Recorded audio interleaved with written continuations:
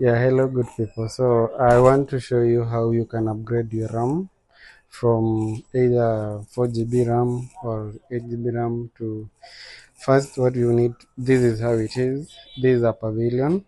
This is how it looks. You can see. So the first thing you need to know if your RAM is expandable. So first you check these two slots.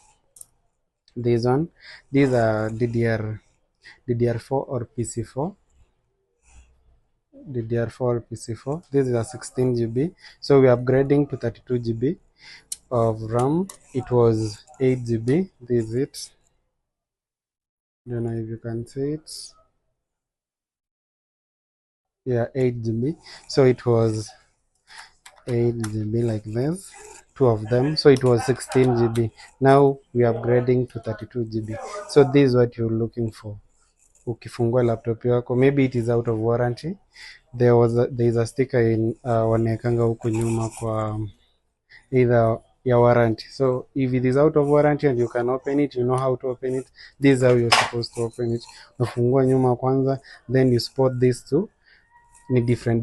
This is the SSD. Hapa ndio SSD uka. You see something like this, ni ndogo hivi. So this is where SSD is, and then this is the where wanaekanga hard disk. You see something like this. This in the open hard disk inawekwa. So this one is 1 TB and this one is 512. We have upgraded from 256 to 512. Now this is the 512. This is where the RAM will go. Now we are putting the 16 GB of RAM. That's the first one. So tunaweka upande ya chini. Hizi zinashika tu automatically. Then this is another one. Tunaweka inaingia tu hivyo. And then these are the CPU and the GPU. Hapa this is the CPU and this is the GPU. Hapa kuna kuanga na kitu inaitwa thermal paste.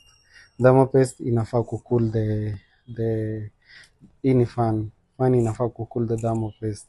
If your laptop in overheat fan, that means thermal paste yake iko almost ku dry up kwa sababu ina struggle kucool the motherboard itself.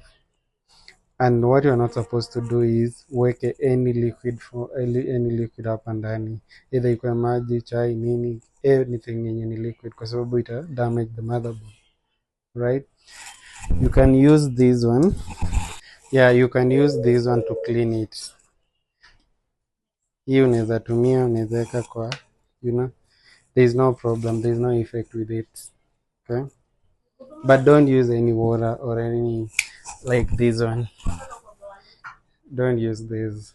You will damage your motherboard, right? Yeah, so